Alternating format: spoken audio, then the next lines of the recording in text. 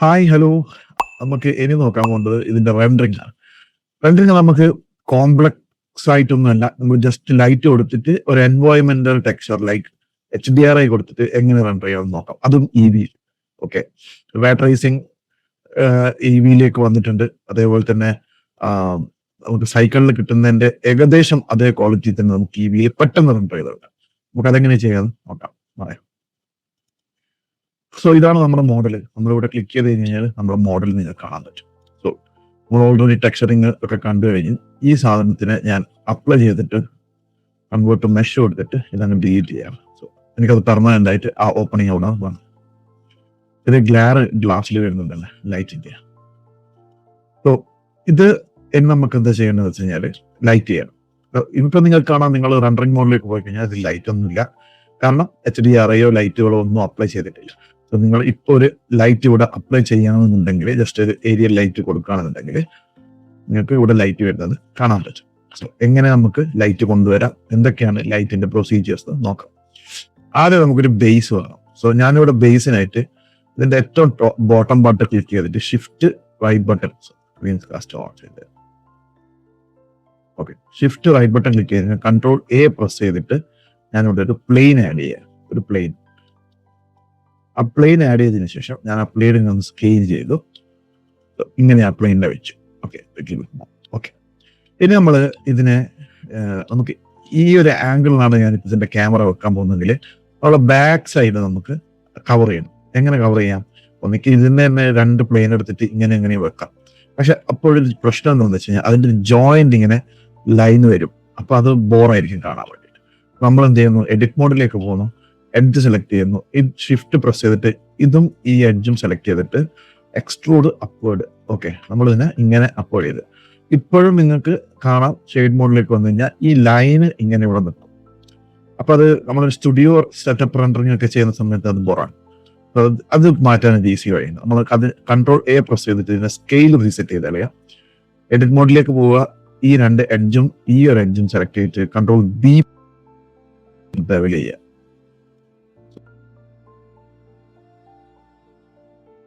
Plant ആയ പോലെ നിൽക്കത്തുള്ളൂ. So ഞാൻ ഈ ഇതിന്റെ സെഗ്മെന്റ്സ് ഇൻക്രീസ് ചെയ്യാം. ഞാനൊരു 150 സെഗ്മെന്റ്സ്, സോറി, ഈ 30 സെഗ്മെന്റ്സ് കൊടുത്തിട്ട് ഞാൻ അതിനെ എടുത്തു. ഇത് നിങ്ങൾക്ക് കാണാം, ഇവിടെ കോർണർ സ്മൂത്ത് ആയിട്ടുണ്ട്. പക്ഷെ ഇവിടെ കുറെ സിഗ്സാഗ് ലൈൻസ് ഇങ്ങനെ കാണിക്കുന്നുണ്ട്. അതിന് നമുക്ക് ഈസി ആയിട്ട് എങ്ങനെ പോകാം? ജസ്റ്റ് ഒബ്ജക്റ്റിൽ ക്ലിക്ക് ചെയ്യുക, അതിനുശേഷം റൈറ്റ് ബട്ടൺ ക്ലിക്ക് ചെയ്തിട്ട് ഓട്ടോ സ്മൂത്ത് കൊടുക്കുക. അപ്പൊ അത് പോയി. ഓക്കെ, ഇനി നമ്മൾ ഈ ഒരു ഇതിലേക്ക് വന്നു കഴിഞ്ഞാൽ ബാക്ക്ഗ്രൗണ്ട് ഒരു ബാക്ക് ഡ്രോപ്പ് പോലെ വർക്ക് ചെയ്തോളൂ. ഓക്കെ, ഇനി നമ്മൾ ഇതിന് ഒരു ക്യാമറ സെറ്റ് ചെയ്യണം. സോ ഷിഫ്റ്റ് A പ്രസ് ചെയ്തിട്ട് നിങ്ങൾ ഈ ലിസ്റ്റിന്റെ അകത്ത് ക്യാമറ എന്ന് കാണാൻ പറ്റും. ഇവിടെ ഈ ക്യാമറയിൽ ക്ലിക്ക് ചെയ്യുക, എന്നിട്ട് വ്യൂയിലേക്ക് വന്നിട്ട് ക്യാമറ ടു വ്യൂ എന്ന് പറഞ്ഞാൽ ക്ലിക്ക് ചെയ്തിട്ട് 0 പ്രസ് ചെയ്ത് കഴിഞ്ഞാൽ നമ്മൾ ക്യാമറയിലേക്ക് പോകും. ക്യാമറയിലേക്ക് പോയി കഴിഞ്ഞാൽ നമുക്ക് ഈ ക്യാമറയിൽ നിന്ന് പുറത്തേക്ക് വരണമല്ലോ. നമ്മൾ അതിനാണ് ക്യാമറ ടു വ്യൂ കൊടുത്തിട്ടുള്ളത്. കൺട്രോൾ പ്രസ് ചെയ്തിട്ട് പുറത്തേക്ക് ഡ്രാഗ് ചെയ്ത് കഴിഞ്ഞാൽ നമ്മൾ പുറത്തേക്ക് വരും. പിന്നെ നമുക്ക് നമ്മളെ വ്യൂവിനനുസരിച്ചിട്ട് ഈ ക്യാമറ സെറ്റ് ചെയ്യാം. ഞാൻ ഈ ക്യാമറയുടെ ഫീൽഡ് ഓഫ് വ്യൂ, അതായത് FOV എന്ന് പറയും, ഇവിടെ ഈ ഫോക്കൽ ലെങ്ത് വ്യൂ എന്ന് പറയുന്നത് 50 mm ലെൻസ്. അത് കമ്പാരിറ്റീവ്ലി നമ്മൾ ഒറിജിനൽ DSLR വെച്ച് നോക്കുമ്പോൾ ലെൻസിലാണല്ലോ പറയുക. 80-200, 80-105, 50 mm, 85 mm അങ്ങനെയൊക്കെ. അതേപോലെ ഇത് 50 mm ആണ്. ഞാനിതൊരു 85 mm ലെൻസിലേക്ക് കൊടുക്കുകയാണെന്നുണ്ടെങ്കിൽ കുറച്ചും കൂടി ബ്രോഡായിട്ട് അടുത്ത് വന്ന് നിൽക്കുന്ന പോലത്തെ ഫീലിൽ കിട്ടും. ഞാൻ അതിനെ ജസ്റ്റ് ഒന്ന് സൂം ഔട്ട് ചെയ്തിട്ട് ഒരു വ്യൂ സെറ്റ് ആക്കിയിട്ട് അവിടെ വെച്ചു. ഓക്കെ, അപ്പൊ നമ്മുടെ വ്യൂ കാര്യങ്ങളൊക്കെ സെറ്റായി. ഇനി നമ്മൾ ഈ ക്യാമറ ടു വ്യൂ ഓഫ് ചെയ്യണം. കാരണം അല്ല എന്നുണ്ടെങ്കിൽ നമ്മൾ പെട്ടെന്ന് കൈ കൊണ്ടൊന്ന് തട്ടിയിട്ടുണ്ടെങ്കിൽ ഈ സീൻ ചെരിഞ്ഞു പോകും. അപ്പൊ എന്താ വെച്ചാൽ നമ്മൾ വർക്ക് ചെയ്തോണ്ടിരിക്കുമ്പോൾ ചിലപ്പോൾ എന്തെങ്കിലും ലൈറ്റ് മാറ്റാനോ എന്തെങ്കിലും സീനിലേക്ക് വരുന്ന സമയത്ത് സീന് മൂവ് ആവും. അതിനെക്കാട്ടും നല്ല ഇതങ്ങ് ഓഫ് ചെയ്ത് കഴിഞ്ഞാൽ പിന്നെ ഇതിന് ക്യാമറന് എഫക്റ്റ് ആവില്ല, പുറത്ത് മാത്രമേ വർക്ക് ആവുള്ളൂ. സോ 0 പ്രസ് ചെയ്ത് കഴിഞ്ഞാൽ നമ്മൾ മറുപടി ക്യാമറയിലേക്ക് തന്നെ പോകും. ഇത് നമ്മളിപ്പോൾ റെൻഡറിംഗ് മോഡിലേക്ക് പോയി കഴിഞ്ഞാൽ കണ്ടാൽ ഫുൾ ബ്ലാക്ക് ആയിട്ട് കാണാൻ പറ്റും. കാരണം ഇവിടെ ലൈറ്റുകളോ കാര്യങ്ങളോ ഒന്നുമില്ല. നമ്മൾ എൻവയോൺമെന്റിൽ ലൈറ്റ് കൊടുക്കുന്ന സമയത്ത്, അതായത് പുറത്തുള്ള എൻവയോൺമെന്റ് ലൈറ്റ് ഇതിലേക്ക് വരണം എന്നുണ്ടെങ്കിൽ നമ്മൾ യൂസ് ചെയ്യുന്ന ഒരു മെത്തേഡ് എന്ന് പറഞ്ഞാൽ HDRI മാപ്പാണ്. HDRI മാപ്പ് ശരിക്കും ഞാൻ ഫസ്റ്റ് നിങ്ങൾ കൺഫ്യൂഷൻ ആക്കണ്ടെന്ന് വിചാരിച്ചു, പക്ഷേങ്കിൽ നിങ്ങൾക്ക് ചെയ്ത് നോക്കുമ്പോൾ ഈസി ലൈറ്റ് അപ്പിനൊക്കെ ചിലപ്പോൾ ഉപകാരപ്പെടും. ഓക്കെ, ഈ HDRI മാപ്പ് നമ്മൾ സാധാരണ ബാക്കിയുള്ള എല്ലാത്തിലും ചെയ്തിട്ടുണ്ട്. ലൈക്ക് സ്കെച്ചപ്പിലുണ്ട്, റീറയിലുണ്ട്. അതിനെക്കാട്ടൊക്കെ കുറച്ചും കൂടി ഈ കൺട്രോൾ ചെയ്യാൻ ഭയങ്കര എളുപ്പമാണ് ബ്ലെൻഡറിനകത്ത്. നമുക്ക് HDRI വെച്ചിട്ട് തന്നെ ഒരുപാട് കളി കളിക്കാൻ പറ്റും. സോ ഏതൊരു സോഫ്റ്റ്വെയറിനെക്കാട്ടും കൂടുതൽ നമുക്ക് HDRI വെച്ച് പ്ലേ ചെയ്യാൻ പറ്റിയൊരു സോഫ്റ്റ്വെയർ ആണ് ബ്ലെൻഡർ. സോ ബ്ലെൻഡറിൽ നമുക്ക് HDRI കൊടുക്കാം. ഡയറക്റ്റ് കൊടുക്കണ്ടിരിക്കാൻ നിങ്ങൾക്ക് ഈ വേൾഡ് പാനലിൽ വന്നതിന് ശേഷം ഇവിടെ കളർ എന്നുള്ള സ്ഥലത്ത് ക്ലിക്ക് ചെയ്തിട്ട് ഈ ഇമേജ് ടെക്സ്ചർ എന്ന് പറഞ്ഞിട്ട് വരുന്ന ഇതിൻ്റെ അകത്തേക്ക് നമുക്ക് ഡയറക്റ്റ് HDRI മാപ്പ് ഓപ്പൺ ചെയ്യാം. അല്ലാന്നുണ്ടെങ്കിൽ നമ്മൾ എന്ത് ചെയ്യണം, ഇതിനെ സ്പ്ലിറ്റ് ചെയ്യുക. നമ്മൾ ആദ്യം പറഞ്ഞ പോലെ തന്നെ ഇതിനൊരു HDRI ഷെയ്ഡ് മാപ്പ് എഡിറ്ററിലേക്ക് പോവാം. ഓക്കെ, ഇവിടെ ഞാൻ ഇത് ഓപ്പൺ ചെയ്ത് വെച്ചിട്ടുണ്ട്. ഈ റൈറ്റ് സൈഡിൽ ഷെയ്ഡ് റൈറ്റർ ഉണ്ട്. ഈ ഷെയ്ഡ് റൈറ്ററിൽ 2 ഷെയ്ഡർ ഉണ്ട്, ഒബ്ജക്റ്റ്, വേൾഡ് എന്ന് പറഞ്ഞിട്ട്. ഒബ്ജക്റ്റ് എന്ന് പറഞ്ഞു കഴിഞ്ഞാൽ നമ്മൾ ഈ കാണുന്ന ഒബ്ജക്റ്റിന് നമുക്ക് മെറ്റീരിയലുകൾ കൊടുക്കാനും മാപ്പോട് കൊടുക്കാനുമാണ് ഒബ്ജക്ട് ഷെയ്ഡർ ഉപയോഗിക്കുന്നത്. വേൾഡ് എന്ന് പറഞ്ഞാൽ നമ്മളെ എൻവയോൺമെന്റിന് എഫക്ട് ചെയ്യുന്ന ലൈറ്റ് അപ്പ് ചെയ്യാൻ വേണ്ടിയിട്ടാണ് നമ്മൾ വേൾഡ് മാപ്പ് ഉപയോഗിക്കുന്നത്. സോ വേൾഡ് ടെക്സ്ചർ ഉപയോഗിക്കുന്നത്. ഇപ്പോൾ നമ്മൾ ബാക്ക്ഗ്രൗണ്ട് കാണാൻ പറ്റും. ആ ബാക്ക്ഗ്രൗണ്ട് എന്ന് പറയുന്നതാണ് ഈ കാണുന്ന ഈ ബാക്ക്ഗ്രൗണ്ടിന്റെ കളർ.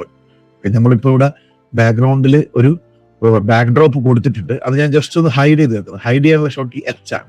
H പ്രസ് ചെയ്ത് കഴിഞ്ഞാൽ അതങ്ങ് ഹൈഡായി പോകും. ടെമ്പററി ഹൈഡാണ്. അതിനുശേഷം നമ്മൾ ഈ ബാക്ക്ഗ്രൗണ്ടിന്റെ കളർ ചേഞ്ച് ചെയ്യുന്നതിനനുസരിച്ച് നിങ്ങൾക്ക് ഓവറോൾ ലൈറ്റ് മാറി മാറി വരുന്നത് കാണാം. പക്ഷേങ്കിൽ ഇത് നമ്മൾ വെളിച്ചം കൂട്ടിക്കഴിഞ്ഞാൽ കൂടെ ഇത് സോളിഡ് ആയിരിക്കും, അതായത് ഫ്ലാറ്റ് ആയിരിക്കും. ഇതിന് ഷാഡോസോ കാര്യങ്ങളോ ഒന്നും ഉണ്ടാകത്തില്ല. അപ്പൊ നമുക്ക് ഷാഡോ വേണം, കുറച്ച് ഷാഡോ ഇതിന് ആവശ്യമുണ്ട്. അപ്പൊ എൻവയോൺമെന്റ് ലൈറ്റ് എന്ന് പറഞ്ഞു കഴിഞ്ഞാൽ നമ്മൾ റിയൽ ലൈഫിലുള്ള ഒരു വീടിന്റെയോ ഒരു ഇന്റീരിയറിന്റെയോ ഫോട്ടോസ് 360 ഡിഗ്രിയിൽ ക്യാപ്ചർ ചെയ്തതിന് ശേഷം, അതായത് 360 ഡിഗ്രിയിൽ ആ ഒരു റൂമിന്റെ ഫോട്ടോ എടുത്തതിന് ശേഷം അത് സ്റ്റിച്ച് ചെയ്തിട്ട് ഒരു ഗ്ലോബ് പോലെ ആക്കും. അതിനെയാണ് HDRI ലൈറ്റ് എന്ന് പറയുന്നത്. അപ്പൊ ഏത് ഭാഗത്തേക്ക് വേണമെങ്കിലും നമുക്ക് ആ ഫോട്ടോനെ തിരിക്കാൻ പറ്റും. അതാണ് HDRI ലൈറ്റ്. അപ്പൊ ഇതിൻ്റെ അകത്തേക്ക് നമ്മൾ എങ്ങനെ HDRI ലൈറ്റ് ആഡ് ചെയ്യും? നമ്മൾ ഈ കളറിന്റെ പറഞ്ഞ അവിടെ ഒന്നുകിൽ നിങ്ങൾക്ക് ഞാൻ പറഞ്ഞു ഇങ്ങനെ ഡ്രാഗ് ചെയ്തിട്ട് എടുക്കാം, എന്നിട്ട് അവിടെ ടൈപ്പ് ചെയ്ത് കൊടുത്താൽ മതി. അത് നിങ്ങൾ ഈ മോഡിഫയേഴ്സിന്റെ ഒക്കെ പേര് പഠിച്ച്, നോഡിന്റെ ഒക്കെ പേര് പഠിച്ചു കഴിഞ്ഞാൽ പിന്നെ ഈസി ആയിരിക്കും ടൈപ്പ് ചെയ്തിട്ട് പോകാം. അല്ലാന്നുണ്ടെങ്കിൽ നിങ്ങൾ ഇവിടെ ആഡ് പോയിട്ട് ഇവിടെ ഇൻപുട്ട് എന്ന് പറഞ്ഞ സാധനങ്ങളില്ലേ, ഇതിൻ്റെ അകത്ത് ആഡ് ചെയ്യാം. അല്ലെങ്കിൽ Shift-A പ്രസ് ചെയ്താലും മതി. Shift-Aന്റെ അകത്ത് നിങ്ങൾ ടെക്സ്ചറിൽ ഇവിടെ എൻവയോൺമെന്റ് ടെക്സ്ചർ എന്ന് കാണാൻ പറ്റും. അത് ഇവിടെ ഒന്ന് ആഡ് ചെയ്ത് വെക്കുക. എന്നിട്ട് ഈ കളറിനെ എടുത്തിട്ട് ഈ കളറിലേക്ക് പിൻ ചെയ്യുക. സോ ഇങ്ങനെ വരും. പിന്നെ നമുക്ക് വേണ്ടുന്നത് ഇവിടെ ഇതിന്റെ മാപ്പാണ്, HDRI മാപ്പ്. ഞാൻ ഓപ്പൺ ചെയ്തിട്ട് എൻ്റെ ഇതേപോലെ ഞാനിവിടെ ഓപ്പൺ ചെയ്ത് കഴിഞ്ഞാൽ നമ്മളെ ഫയൽ ബ്രൗസറിൽ വന്നിട്ട് ഇവിടെ HDRI എവിടെയാണുള്ളത് അവിടുന്ന് HDRI എടുക്കുക. ഇതിൽ ഞാനിപ്പോൾ യൂസ് ചെയ്യുന്ന സ്റ്റുഡിയോസ് മോൾ എന്ന് പറഞ്ഞിട്ടുള്ള ഒരു HDRI മാപ്പാണ്. ഈ മാപ്പിന്റെ ലിങ്ക് ഞാൻ ഇതിന്റെ അടിയിൽ പിൻ ചെയ്ത് വെച്ചിട്ടുണ്ട്. നിങ്ങൾ അതൊന്ന് ഡൗൺലോഡ് ചെയ്തോ. സെലക്ട് ചെയ്തു. ഇപ്പൊ നിങ്ങൾക്ക് കാണാം ഓട്ടോമാറ്റിക് ആയിട്ട് ഇതിൽ ലൈറ്റ് വന്നിട്ടുണ്ട്. ആ ഷാഡോസും കാര്യങ്ങളും ഒക്കെ ഇതിനകത്ത് കറക്റ്റ് ആയിട്ട് വന്നിട്ടുണ്ട്. അപ്പൊ നമ്മൾ ഒരു എക്സ്റ്റേണൽ ലൈറ്റ് ഇതിൽ ആഡ് ചെയ്യേണ്ട ആവശ്യമേ വരുന്നില്ല. പക്ഷേങ്കിൽ നമ്മൾ ഇതിപ്പോ നിങ്ങൾക്ക് കാണാം ബാക്ക്ഗ്രൗണ്ട് എന്ന് പറഞ്ഞ സാധനം ഇതിനകത്തില്ല. ബാക്ക്ഗ്രൗണ്ടിന്റെ ഒരു പരിപാടി ഇല്ല. ബാക്ക്ഗ്രൗണ്ട് നമ്മൾ ഹൈഡ് ചെയ്ത് വെച്ചിട്ടാണ്. നമ്മൾ ഒറിജിനൽ എൻവയോൺമെന്റിലുള്ള HDRI മാത്രമാണ് നമ്മളിപ്പോൾ കണ്ടുകൊണ്ടിരിക്കുന്നത്. ഈ HDRI നമ്മൾ റൊട്ടേറ്റ് ചെയ്യുന്നതിനനുസരിച്ചിട്ട് ഇതിന്റെ ലൈറ്റിംഗ് മാറി മാറി വരും. കാണിച്ചു തരാം. അതിനാണ് നമ്മൾ നോഡ് റാംഗ്ലർ എന്ന് പറഞ്ഞൊരു സാധനം ഫസ്റ്റ് നമ്മൾ ഇതിന്റെ മുന്നത്തെ ട്യൂട്ടോറിയലിൽ നമ്മളൊരു ആഡ് ഓൺ ഇൻസ്റ്റാൾ ചെയ്യാൻ പറ്റുന്നുണ്ടായിരുന്നു. നോഡ് റാംഗ്ലർ ഞാനിവിടെ താഴെ എഴുതിയിട്ടുണ്ട്. ആഡ് ഓണിൽ പോയിട്ട് നോഡ് റാംഗ്ലർ ടൈപ്പ് ചെയ്താൽ മതി, ഫ്രീ ആണ്. ഇത് പ്രസ് ചെയ്തിട്ട് നമ്മൾ Ctrl+T പ്രസ് ചെയ്ത് കഴിഞ്ഞാൽ ഇവിടെ 2 നോഡുകൾ ആഡ് ആവും. ഇത് ഒന്ന് മാപ്പിങ്ങും ഒന്ന് ടെക്സ്ചർ കോർഡിനേറ്റും ആണ്. ഈ മാപ്പിങ്ങിൽ നമ്മൾ വന്നിട്ട് ഈ Z ആക്സസിനെ ഇതിനെ റൊട്ടേറ്റ് ചെയ്യുന്നതിനനുസരിച്ച് നിങ്ങൾക്ക് ആ ബാക്ക്ഗ്രൗണ്ട് റൊട്ടേറ്റ് ആവുന്നത് കാണാം. കണ്ട ഇങ്ങനെ ആ ബാക്ക്ഗ്രൗണ്ട് നിങ്ങൾക്ക് റൊട്ടേറ്റ് ആയിട്ട് പോകും. കാരണം ആ HDRI അവിടെ കിടന്ന് ഇങ്ങനെ കറങ്ങുന്നതാണ്. അപ്പൊ അതിന്റെ ലൈറ്റിങ്ങുകൾ മാറി മാറി വരുന്നത് കാണാൻ പറ്റും. നമുക്ക് വേണ്ടുന്ന ഒരു ലൈറ്റിംഗ് പോയിന്റ് എത്തിക്കഴിഞ്ഞ് കഴിഞ്ഞാൽ സ്റ്റോപ്പ് ചെയ്ത് കഴിഞ്ഞാൽ പിന്നെ ആ ലൈറ്റിങ്ങിൽ തന്നെ നമുക്ക് ഇതിനെ വർക്ക് ചെയ്തെടുക്കാൻ പറ്റും. ഞാൻ ഇതിങ്ങനെ ചുറ്റിയിട്ട് നമുക്ക് ഏകദേശം ഒരു ലൈറ്റിംഗ് ഓക്കെ ആണെന്ന് കണ്ട പോയിന്റിൽ ഈ ലൈറ്റിംഗ് ഓക്കെ ആണെന്നുണ്ട് നമ്മൾ അവിടെ നിർത്തി. അപ്പൊ ഇനി നമുക്ക് ഇതിന്റെ ബാക്ക്ഗ്രൗണ്ട് ഓൺ ചെയ്താണെന്നുണ്ടെങ്കിൽ കൺട്രോൾ ഓൾട്ട് എച്ച് പ്രസ് ചെയ്തിട്ട് നമ്മൾ ഹൈഡ് ചെയ്ത ആ ഒരു പ്ലെയിൻ തിരിച്ചു കൊണ്ടുവരുന്നുണ്ടെങ്കിൽ നിങ്ങൾക്ക് കാണാൻ പറ്റും. ഞാൻ ഇത് ക്ലിക്ക് ചെയ്തിട്ട് നിങ്ങൾ ഔട്ട്ലൈനറിൽ വന്നു കഴിഞ്ഞാൽ ഈ പ്ലെയിനിൽ ഹൈഡ് ചെയ്ത് കഴിഞ്ഞാൽ നിങ്ങൾക്ക് കാണാൻ പറ്റും ആ ഒരു ഷാഡോസ് ഒക്കെ ഇതിൻ്റെ അകത്ത് ഇങ്ങനെ വരുന്നുണ്ട് അല്ലെ. ആ ഷാഡോ ഇല്ല വരുന്നത് ആഡ് ആവുന്നത്. നമുക്ക് ഷാഡോ ഒക്കെ കറക്റ്റ് ആയിട്ട് ഇവിടെ വന്നിട്ടുണ്ട്. നമ്മളെ ലൈറ്റിംഗ് ഏകദേശം ഓക്കെ ആണ്. നമുക്ക് ഇതേ സാധനം വിത്തൗട്ട് എൻവയോൺമെന്റിലേയും ചെയ്യാൻ പറ്റും. എങ്ങനെ? നമുക്കിവിടെ എൻവയോൺമെന്റിന്റെ ആവശ്യമില്ല, നമ്മളിത് കട്ട് ചെയ്ത് വിടുന്നത്. അപ്പൊ ഈ ലൈറ്റ് പോയി. ഓക്കെ, പക്ഷെ എൻവയോൺമെന്റ് വരുന്ന തരത്തിലുള്ള ഗുണം എന്താണെന്ന് വെച്ച് കഴിഞ്ഞാൽ നിങ്ങൾക്ക് കൂടുതലായിട്ട് റിഫ്ലക്ഷൻസ് ഒക്കെ കൺട്രോൾ ചെയ്യാൻ പറ്റും. ലൈക്ക് ഒറിജിനൽ എൻവയോൺമെന്റിലെ ലൈറ്റിംഗ് ആയിരിക്കും അതിൽ ഹിറ്റ് ആവുന്നത്. മറ്റേത് നമ്മൾ ചെയ്യാൻ പോകുന്നത് ജസ്റ്റ് ലൈറ്റുകളാണ്. അതായത് ഇവിടെ ഒരു ഏരിയൽ ലൈറ്റ് ആഡ് ചെയ്യുന്നു. ഏരിയൽ ലൈറ്റിനെ നമ്മൾ ഇങ്ങനെ നോക്കുമ്പോൾ ആ ലൈറ്റ് അവിടെ. അതേപോലെ ഇതിന് നമ്മൾ ഇതിനെ കുറച്ച് പുറകോട്ടേക്ക് വെച്ചിട്ട് ഷിഫ്റ്റ് ഡി പ്രസ് ചെയ്ത് അടുത്തൊരു കോപ്പി, അതേപോലെ ഷിഫ്റ്റ് ഡി പ്രസ് ചെയ്തിട്ട് അടുത്തൊരു കോപ്പി, ഈ 3 കോപ്പി നമ്മൾ എടുത്തു. ഇതിനെയും ഞാൻ കുറച്ച് താഴോട്ടേക്ക് മൂവ് ചെയ്ത് വെക്കാം. ഓക്കെ, ഇനി നമ്മൾ ഈ 3 ലൈറ്റും ഷിഫ്റ്റ് പ്രസ് ചെയ്തിട്ട് സെലക്ട് ചെയ്തിട്ട് ഷിഫ്റ്റ് ടി പ്രസ് ചെയ്ത് കഴിഞ്ഞാൽ ഈ 3ന്റെയും ഡയറക്ഷണൽ പോയിന്റ് ഒറ്റ ഒരു ഇതിലേക്ക് സെൻട്രൽ പോയിന്റിലേക്ക് വന്നിട്ട് നിൽക്കും.